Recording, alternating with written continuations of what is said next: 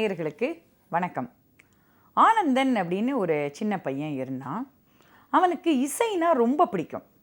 இசைனா எப்படின்னு கேட்டால், தனித்தன்மையாக புல்லாங்குழல் அவ்வளவு அழகாக வாசிப்பான்.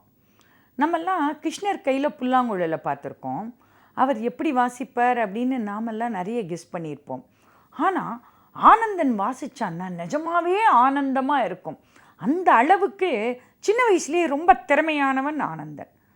இப்படியே இருக்கும் பொழுது அவனுக்கு அப்பாவும் கிடையாது, அம்மாவும் கிடையாது, 2 பேரும் இறந்து போயிட்டாங்க. இருந்த கிராமத்தை விட்டு இப்படியே கொஞ்சம் கொஞ்சமாக ஊர் ஊராக புல்லாங்குழல் இசைச்சு தான் அவன் வருமானமே வந்தது. அந்த இசையை கேட்டு பார்க்குறவங்க எல்லாரும் எவ்வளவு காசு கொடுக்குறாங்களோ அவ்வளவுதான் அவனோட அன்றைய வருமானம். இதை வச்சு அவன் சாப்பிட்டுக்கிட்டே வாழ்ந்துட்டு இருந்தான். இப்படி ஊராக போயிட்டே இருக்கும் பொழுது கொஞ்ச நாளில் அவன் இப்படியே நகர்ந்து தலைநகரையே வந்து அடிச்சிட்டான். தலைநகர் அப்படின்ன உடனே அது பெரிய தலைநகரம்னா நமக்கெல்லாம் நல்லா தெரியும், பெரிய சிட்டி. அதில் இல்லாத வசதியே கிடையாது. அங்கே இருக்கிற தெருக்களையும் வீடுகளையும் பார்த்து அசந்துட்டான் ஆனந்தன். இவ்வளோ அழகழகான வீடுகளா, பெரிய பெரிய வீடுகளா, மாளிகை மாதிரி இருக்கு அப்படின்னு ஆச்சரியமாக இருந்தான். அந்த நாட்டு ராஜாவுக்கு இசைனா ரொம்ப பிடிக்கும். இவன் இதே மாதிரி அந்த தலைநகரத்தில் ஒரு இடத்துல நின்றுண்டு தெரு ஓரமாக புல்லாங்குழல் வாசிச்சுக்கிட்டே இருக்கான். அந்த வழியாக வந்த அரண்மனை சேவகர்கள் இவன் புல்லாங்குழல் வாசிக்கிறத பார்த்து மயங்கி போய் அப்படியே நின்னாங்க. வாசித்து முடித்த உடனே இவன் கையில் 5 வெள்ளிக்காசு பரிசு கொடுக்குறாங்க.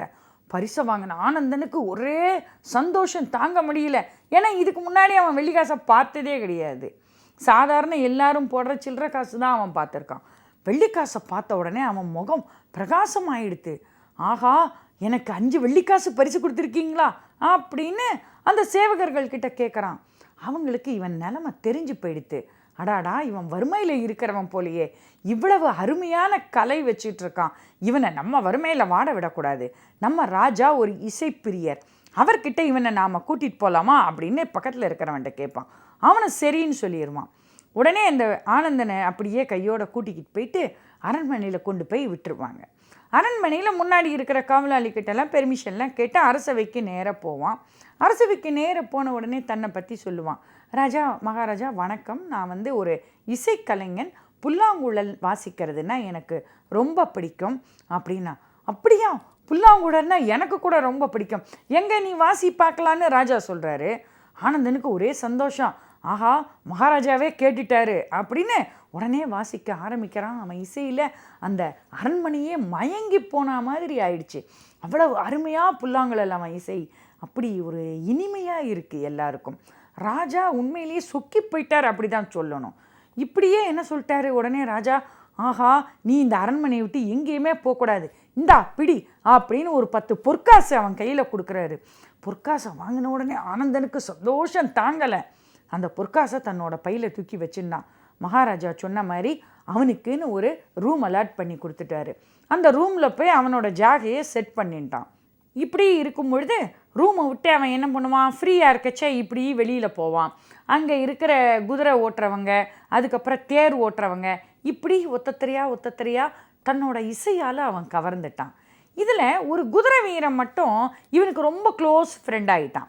அவனுக்கு ஆனந்தனை கண்டா ரொம்ப பிடிக்கும். ஆனால் அடி மனசில் ஒரு பொறாமை இருக்கும். என்னதான் இருந்தாலும் தான் வெறும் குதிரை ஓட்டி இவன் ராஜாவுக்கு அணுக்கமாக இருக்கான், ராஜா கிட்டேருந்து எத்தனை பொற்காசு பரிசு வாங்குறான் இவன் அப்படின்னு அவன் மேலே லேசாக ஒரு பொறாமையும் இருந்துக்கிட்டே இருந்தது. இருந்தாலும் ஃப்ரெண்ட்ஸாக தான் பழகிண்டே இருந்தான். இப்படி கொஞ்ச நாள் போச்சு. கொஞ்ச நாள் கழித்து அந்த குதிரை வீரன் என்ன பண்ணுறான், ஆனந்தன் கிட்ட சரி, இந்த அரண்மனை வாழ்க்கை வாழறியே நீ, இது உனக்கு பிடிச்சிருக்கா, நல்லா இருக்கா இந்த வாழ்க்கைன்னு கேட்குறான். அதுக்கு ஆனந்தன் சொல்கிறான், ஓ, இந்த உலகத்தில் என்னை விட சந்தோஷமானவங்க யாருமே இருக்க முடியாது. நான் அழகான இசை வாசிக்கிறேன், மகாராஜா அதை ரசிக்கிறாரு, கேட்குறப்பெல்லாம் அவர் அழகாக எனக்கு பொற்காசுகள் பரிசு கொடுக்குறாரு, இப்படி நானும் நிம்மதியாக வாழ்ந்துட்டுருக்கேன், ராஜபோக வாழ்க்கை, நினச்ச நேரம் அறுசுவை உண்டி, இதை விட எனக்கு என்ன வேணும்? ஒரு மனுஷனுக்கு தேவை என்ன? இருக்க இடம், உடுக்க உடை, அதுக்கப்புறம் நமக்கு பொழுதுபோக்கு அம்சங்கள் எல்லாமே இங்கே இருக்கே எனக்கு அப்படின்றான். குதிரை வீரன் பார்த்தான். சரி, இவனை எப்படியாவது இங்கேருந்து கிளப்பணும் நாம அப்படின்னு ஒரு பிளான் பண்ணுறான். உடனே என்னாச்சு, சரி இந்த வாழ்க்கை உனக்கு அடிமை வாழ்க்கையாக தெரியல, ராஜா எப்போவாவது கூப்பிட்டு விடுவாராம், உடனே இவர் போய் புல்லாங்குழல் இசைப்பாராம், காசை வாங்கிட்டு வருவாராம். என்ன வாழ்க்கை இது? நீ சுதந்திரமாக இருக்கணுமா வேண்டாமா? உனக்கு திருமணம் நடக்கணுமா வேண்டாமா? உனக்குன்னு ஒரு குடும்பம் குழந்தை குட்டிகள்லாம் இருக்கணுமா வேண்டாமா? ஆமாம் வேணும். அதுக்கு நான் என்ன பண்ணணும் அப்படின்னு அப்பாவியாக கேட்பான் ஆனந்தன். அதுக்கு அந்த குதிரை வீரன் சொல்லுவான், இதே ஊரில் ஏகாம்பரம்னு ஒரு பெரிய பணக்காரர் ஒருத்தர் இருக்கார். அவருக்கு அழகான ஒரு பொண்ணு இருக்கா. அவருக்கு இசைனா ரொம்ப பிடிக்கும். நீ என்ன பண்ணுற, இங்கேருந்து நைஸாக எஸ்கேப் ஆகி அவர் வீட்டுக்கு போயிடுற. அங்கே போய் நீ என்ன பண்ணணும், உன்னோட புல்லாங்குழலை வாசிக்கணும். நீ வாசித்தா அவருக்கு ரொம்ப உன்னோட இசை பிடிச்சி போயிடும். இப்படி இருக்கும்பொழுது அவர் திடீர்னு கேட்பார், உனக்கு என்ன பரிசு வேணும்னு. அப்போ ஐயா உங்களோட பொண்ணை எனக்கு திருமணம் பண்ணி கொடுங்க அப்படின்னு கேட்டேன்னா அவர் உனக்கு பொண்ணையும் திருமணம் பண்ணி கொடுப்பாரு. நீயும் பணக்காரன் ஆகிடுவ. நல்ல குடும்பம் குழந்தை குட்டியோடு நீ ஜாலியாக இருக்கலாம்பா. ஓஹோ இப்படிலாம் வேற இருக்கா அப்படின்னு ஆனந்தன் யோசிச்சுட்டு என்ன பண்ணுவான், அன்றைக்கே ராவோட ராவா மூட்டை முடிச்செல்லாம் கட்டி கிளம்பிடுவான். சரி அந்த பணக்காரரோட வீட்டு அட்ரஸ் கொடுக்குறியா அப்படின்னு கேட்டு வாங்கிடுவான். குதிரை வீரன்ட்ட கேட்டு வாங்கின உடனே ராவோட ராவா ஒத்திருக்கிட்டையும் சொல்லாமல் அந்த குதிரை வீரன் சொன்ன அந்த அட்ரஸை தேடி கண்டுபிடிச்சி இந்த ஆனந்தன் அங்கே போய் சேர்றான். இவன் புல்லாங்குழல் இசைக்க ஆரம்பித்த உடனே வெளியில் வந்த பணக்காரர் இவனோட இசையில் மயங்கிடுறாரு. மயங்கின உடனேவே இவன் கிட்ட வந்து, ஆஹா இவ்வளவு அருமையாக நீ இசை வாசிக்கிறியே, உனக்கு என்ன நான் பரிசு தரணும்னு கேட்குறாரு. இதுதான் சமயம்னு பார்த்தான். ஐயா உங்களோட மகளை எனக்கு திருமணம் செய்து கொடுத்து உங்களை மாதிரியே என்னையும் நீங்கள் பணக்காரராக்கணுன்றான். ஆடாடா என்ன நீ ஏதோ ப்ரீ பிளானோட தான் வந்திருக்கியா நீங்கள் அப்படின்னு அந்த பணக்காரருக்கு ஒரே கோபம் வந்துடுது. அவனை அப்படியே அடித்து துரத்தி விட்டுடுறாரு.